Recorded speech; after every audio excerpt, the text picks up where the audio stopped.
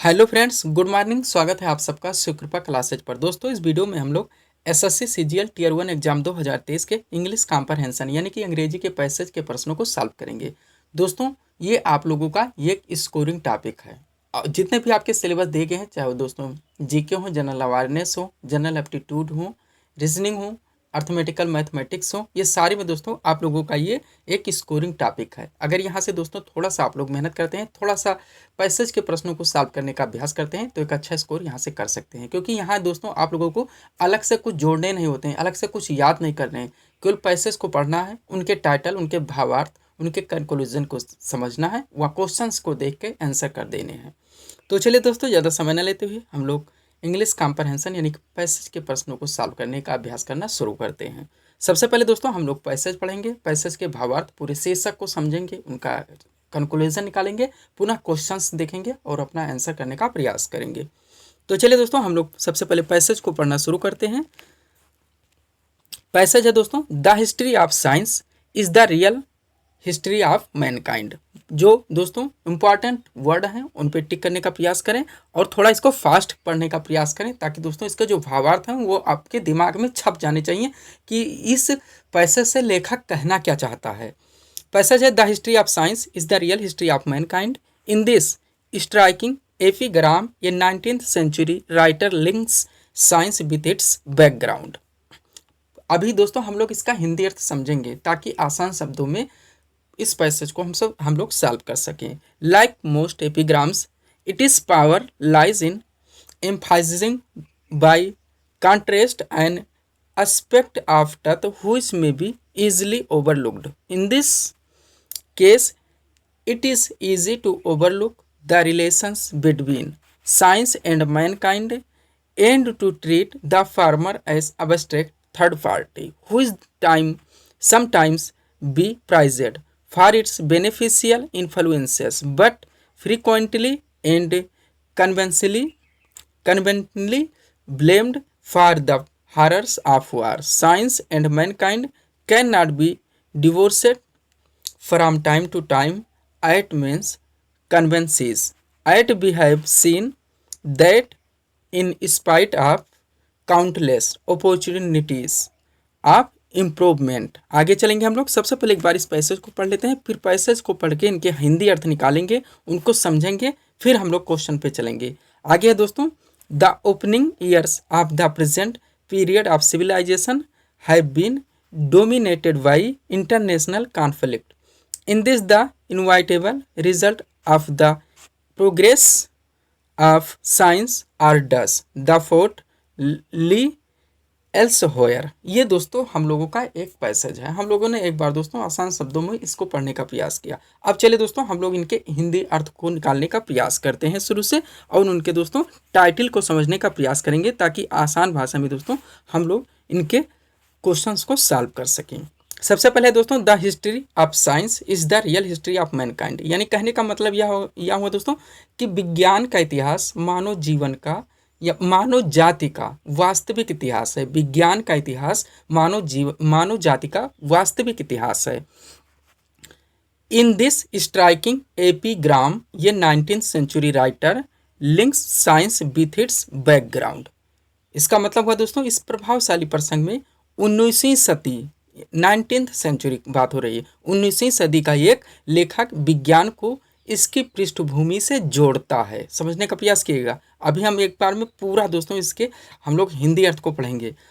आगे है, like most epigram, it is power lies in emphasising by contrast an aspect of truth which may be easily overlooked.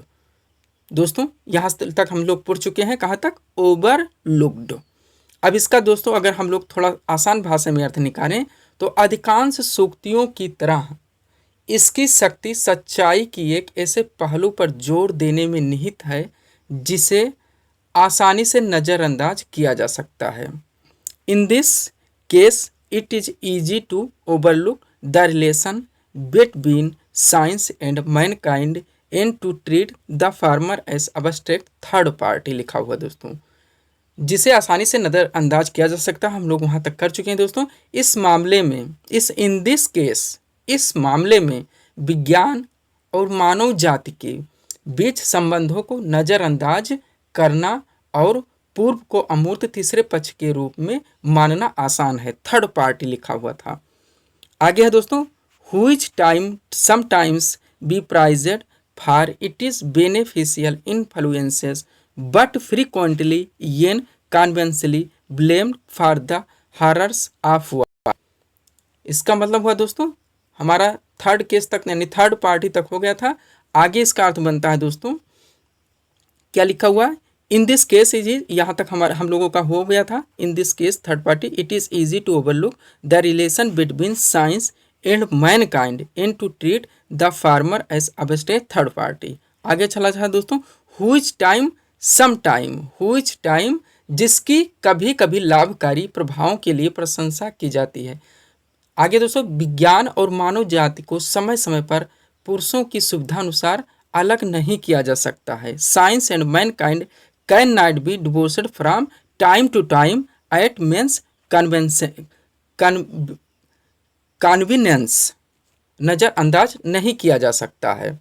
उसके बाद है आगे दोस्तों, हम लोग देखेंगे पैराग्राफ को, एट बी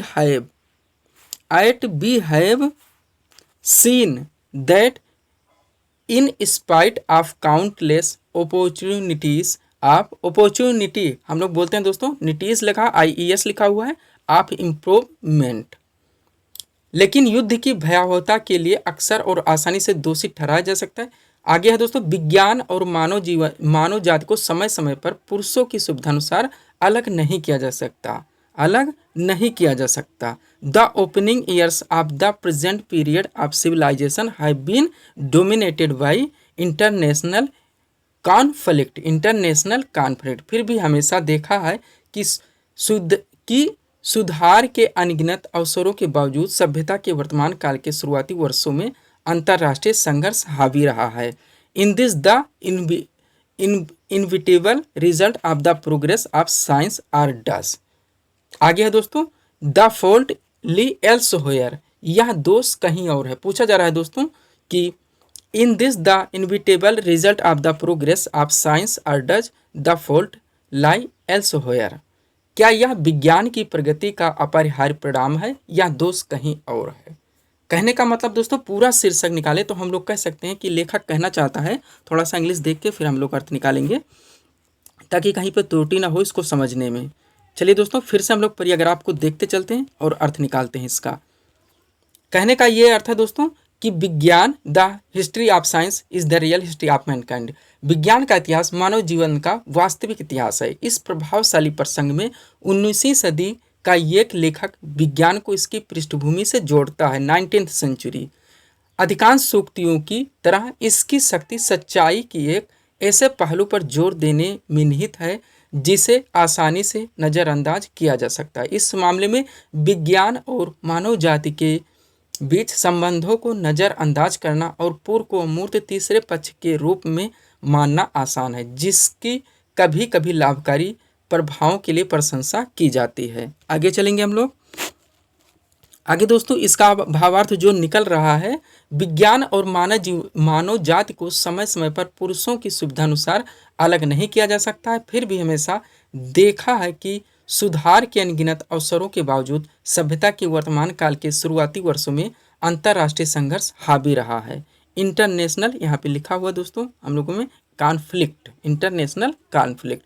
फिर आगे है दोस्तों, इन दिस द इनविटेबल, क्या यह विज्ञान की प्रगति का अपरिहार्य परिणाम है या दोष कहीं और है। एल्सव्हेयर कहने का दोस्तों अभिप्राय है कि लेखक इससे कहना सकता है। आप लोग दोस्तों एक ऐसे बार बार लिखे होंगे, पढ़े होंगे, विज्ञान मानव जीवन का वरदान है या अभिशाप है। इसी पे बात हो रही है दोस्तों।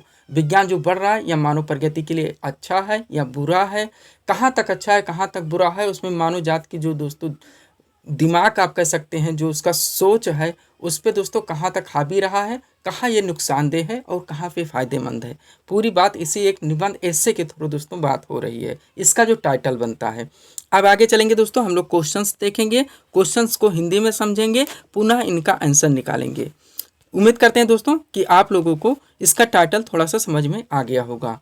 एक दो दोस्तों 2 बार कम से कम आप इसको प्रैक्टिस करेंगे, कम से कम आप लोग दोस्तों अंग्रेजी के पैसेज को सॉल्व करें एग्जाम के दौरान, लेकिन जो सॉल्व करें उसको 2 से 3 बार 4 बार, ताकि वो पूरी तरह से समझ में आ जाए, आपको आंसर वहाँ निकालने में दिक्कत ना हो। अब क्वेश्चन क्या है दोस्तों, देखिएगा क्वेश्चन नंबर 1 यहाँ से 10 सेंटेंस, यानी वह क्या कह रहा है, the history of science is the real history of Mankind means, विज्ञान का इतिहास मानव जाति का वास्तविक इतिहास है, इसका हम लोगों को अर्थ बताना है। तो अर्थ क्या होगा इसमें दोस्तों, सबसे पहले है science has given man countless opportunities for improvement, यानी विज्ञान ने मनुष्य को सुधार के अनगिनत अवसर दिए हैं। ऐसा कुछ बात इसमें टाइटल में नहीं हुए है दोस्तों, तो पहला हमारा गलत हो जाएगा। सेकेंड क्या है, science and mankind can not always be divorced, यानी विज्ञान और मानव जाति को हमेशा अलग नहीं किया जा सकता है। ये भी गलत है दोस्तों, हमेशा अलग नहीं किया जा सकता है, गलत हो जाएगा। ऐसा कोई बात इस पैसेज में नहीं हुई है। नेक्स्ट है दोस्तों, मैन का एज साइंस हैज डेवलप्ड, यानी जैसे जैसे विज्ञान विकसित हुआ वैसे वैसे मानव जाति भी आगे बढ़ी। तो दोस्तों ये सच हो सकता है, लेकिन हम लोगों को पैसेज के अनुसार अपने आंसर निकालने हैं। सच कोई भी हो, हम लोगों को दोस्तों जो पैसेज में दे गया है आंसर वहीं से देने हैं। तो यहाँ पे सी भी हमारा गलत हो जाएगा। डी क्या कह रहा है, the good and bad uses of science reflect the character of man, बिल्कुल राइट बैठ गया दोस्तों। विज्ञान के अच्छे और बुरे उपयोग मनुष्य के चरित्र को दर्शाते हैं, यही दिखाया गया दोस्तों। विज्ञान वरदान है अभिशाप, ठीक सीधा आप लोग टाइटल निकालेंगे तो आप लोगों का आंसर तुरंत बिल्कुल दोस्तों एट मीन्स निकल रहा है, the good and bad uses of science reflect the character of man, यानी कि विज्ञान के अच्छे और बुरे उपयोग मनुष्य के चरित्र को दर्शाते हैं। यहाँ पे डी नंबर विकल्प हमारा राइट आंसर होगा दोस्तों। एक चीज़ ध्यान रखिएगा दोस्तों, 0.50 की नेगेटिव मार्किंग है, इसलिए जल्दबाजी नहीं कर सकते। आगे चलेंगे हम लोग नेक्स्ट क्वेश्चन की ओर। क्वेश्चन नंबर 2 है दोस्तों, क्वेश्चन है the epigram given in the passage highlights, the epigram given in the passage highlights, यानी गद्यांश में दिया गया सूक्ति का विश्लेषण हम लोगों को बताना है यहाँ पे दोस्तों कि क्या है। ए नंबर है द एवोल्यूशन ऑफ साइंस, यानी विज्ञान का विकास। बी नंबर है the real history of man, यानी कि मनुष्य का वास्तविक विकास। ऐसा कुछ बात नहीं हुआ दोस्तों, न विज्ञान का विकास न मनुष्य का वास्तविक विकास, ऐसी बात नहीं की गई है इसमें। उसके बाद क्या है दोस्तों, विज्ञान और सभ्यता के बीच अंतर, यानी कि the contrast between science and civilisation. तो ये सब भी बात दोस्तों इस शीर्षक में, यानी जो विश्लेषण अगर हम लोग निकालें, इसका एक कंक्लूजन करें तो दोस्तों यहाँ पे हम लोगों को ऐसी बात देखने में नहीं मिली कि विज्ञान का विकास, मनुष्य का वास्तविक विकास या विज्ञान और सभ्यता के बीच अंतर, टोटल ऐसी बात नहीं की गई है। यहाँ पे बात हुई दोस्तों an elusive truth about human nature, मानव स्वभाव के बारे में एक गुण रहस्य। मानव स्वभाव से बात हो रही दोस्तों, क्योंकि विज्ञान वरदान है या अभिशाप है, ये मनुष्य के सोच पर निर्भर करता है। जैसा पहले में ही कहा गया दोस्तों कि विज्ञान के अच्छे और बुरे उपयोग मनुष्य के चरित्र को दर्शाते हैं। मानव सभ्यता के बारे में एक गुण सत्य है ये दोस्तों कि ये उसके चरित्र, उसके सोच पर जाता है कि विज्ञान उसके लिए वरदान है या अभिशाप है। तो डी यहाँ पे भी हमारा करेक्ट आंसर होगा, an elusive truth about human nature. D number विकल्प यहाँ पे हमारा करेक्ट आंसर होगा। आगे चलेंगे हम लोग क्वेश्चन नंबर 3 की ओर। 3 नंबर क्वेश्चन दोस्तों हमारे सामने है।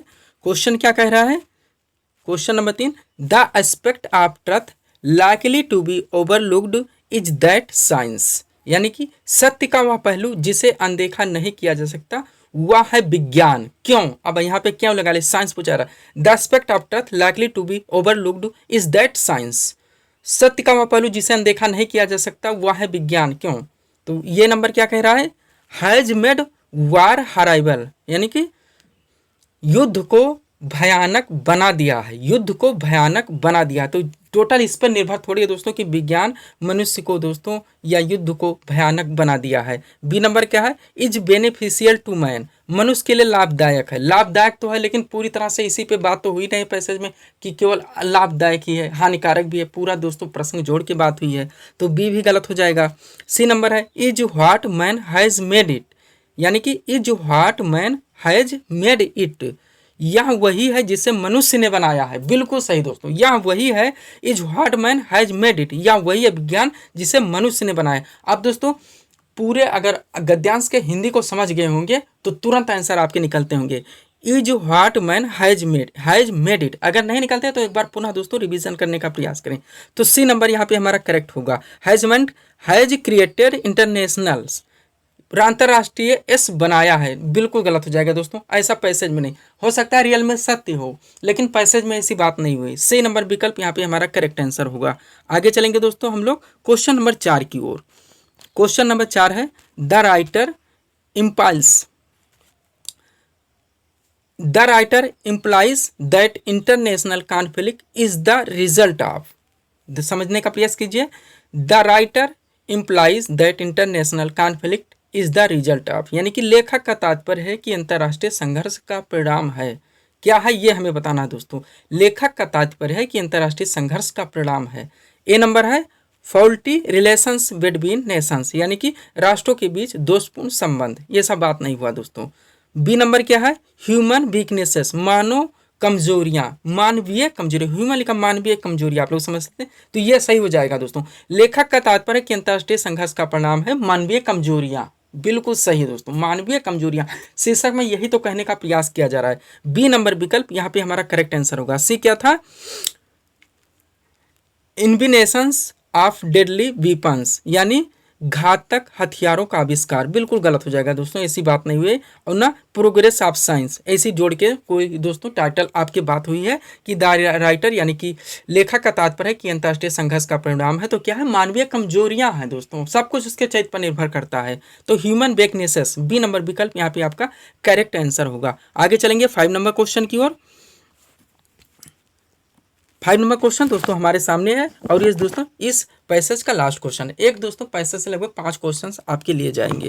क्या है दोस्तों, हम लोग पैसेज को पढ़ने का प्रयास करते हैं। पैसेज है, क्वेश्चन को पढ़ने का प्रयास करते हैं। क्वेश्चन क्या है दोस्तों, the last sentence of the passage suggests that. Last sentence क्या बात हो रही है दोस्तों, परिच्छेद का अंतिम वाक्य क्या बताता है, क्या सुझाता है, पैसेज का अंतिम जो वाक्य है वो क्या सुझाता है। ए नंबर विकल्प कह रहा है civilisation could prosper well without scientific inventions.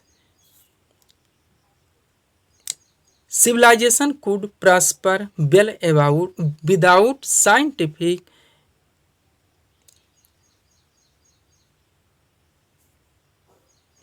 Civilisation could, एक बार दोस्तों इसका अर्थ हम लोगों ने निकालने का प्रयास करते हैं। Civilisation could prosper well without scientific inventions, इसका अर्थ हुआ दोस्तों वैज्ञानिक आविष्कारों के बिना भी सभ्यता अच्छी तरह समृद्ध हो सकती है, ये कहा जा रहा है ए नंबर में। बी नंबर क्या है दोस्तों, हम लोगों को इसमें लास्ट सेंटेंस के दोस्तों कंक्लूजन यानी अर्थ बताने की कहने का पूरा अर्थ क्या है इस पर, अगर आपका B number the trouble lies with human beings themselves, यानी कि समस्या स्वयं मानव के साथ है। समस्या क्या है, स्वयं मानव के साथ है, बिल्कुल सही दोस्तों। लास्ट में यही तो बात हुई, क्या कहने का प्रयास किया जा रहा था लास्ट में दोस्तों, लास्ट में क्या कहने का प्रयास किया जा रहा था इस परियाग्राफ में, क्या यह विज्ञान की प्रगति का अपरिहार्य परिणाम है या दोष कहीं और है, यही हम लोगों को दोस्तों लास्ट सेंटेंस में निकालने होते थे। तो लास्ट कह रहा है the trouble lies with human being themselves, यानी कि समस्या स्वयं मनुष्य के साथ है, सब कुछ मनुष्य के ऊपर दोस्तों, इसमें टोटल मनुष्य के चरित्र पर निर्भर किया जा रहा है कि सबको नव विज्ञान वरदान है या अभिशाप है, विज्ञान को कैसे दोस्तों प्रगति की राह पे, उसके साथ मनुष्य मानव जाति को कैसे चलाया जा सकता है, क्या ये युद्ध के लिए वैज्ञानिक भयानक स्थिति बना सकता है, यानी वरदान है या अभिशाप है। टोटल आप दोस्तों इसको निकालेंगे तो मनुष्य के स्वभाव पे आएगा कि वो कैसे इसको यूज़ करता है, उसके चरित्र पर निर्भर करता है। तो the trouble lies with human being themselves, यानी कि समस्या स्वयं मनुष्य के साथ है। बी नंबर विकल्प यहाँ पे सही करेक्ट आंसर होगा। सी भी देख लेते हैं, people have missed opportunities to improve that lot, यानी कि लोगों ने अपनी स्थिति सुधारने के लिए अवसर गंवा दिए हैं, बिल्कुल गलत है दोस्तों, ऐसा कुछ हमारे लास्ट सेंटेंस में बात नहीं हुई है। डी नंबर क्या है, the horrors of modern life are the inevitable result of the progress of science, यानी कि आधुनिक जीवन की भयावहताएं विज्ञान की प्रगति का अपरिहार्य परिणाम है, बिल्कुल गलत है दोस्तों, हो या ना हो लेकिन ये मानव पे निर्भर करता है, तो डी भी गलत हो जाएगा। तो करेक्ट आंसर क्या बनेगा, विकल्प be the trouble lies with human being themselves, यानी कि समस्या स्वयं मनुष्य के साथ है। The last answer of the passage suggested that, यानी लेखक लास्ट सेंटेंस यानी लास्ट वाक्य के माध्यम से क्या सुझाता है। तो थे दोस्तों हमारे एसएससी सीजीएल के दोस्तों टियर 1 एग्जाम 2023 में हम लोगों ने दोस्तों यहाँ पे एक अच्छे खासे पैसेज लिए हैं। उन पैसेज को दोस्तों अच्छे से एनालाइज किए हैं, उनके दोस्तों शब्द हम लोगों ने अर्थ को निकालने का प्रयास किया है और दोस्तों पैसेज को हम लोगों ने सॉल्व करने का प्रयास किया है। तो दोस्तों इसी तरह के पैसेज को आप लोग एग्जाम से पहले सॉल्व करने का प्रयास करें, पुनः इनका एक बार रिवीजन जरूर करें, क्योंकि दोस्तों ये आपका एक स्कोरिंग टॉपिक आप कह सकते हैं। यहाँ आपको अलग से कुछ नहीं लाने हैं दोस्तों, कुछ नहीं जोड़ने, आप एक अच्छा खासा अभ्यास करके जाते हैं तो यहाँ से दोस्तों आप लोग पैसे से एक अच्छा खासा अंक यानी कि स्कोर प्राप्त कर सकते हैं। तो मिलते हैं दोस्तों हम नेक्स्ट वीडियोज़ के साथ। Thanks for watching.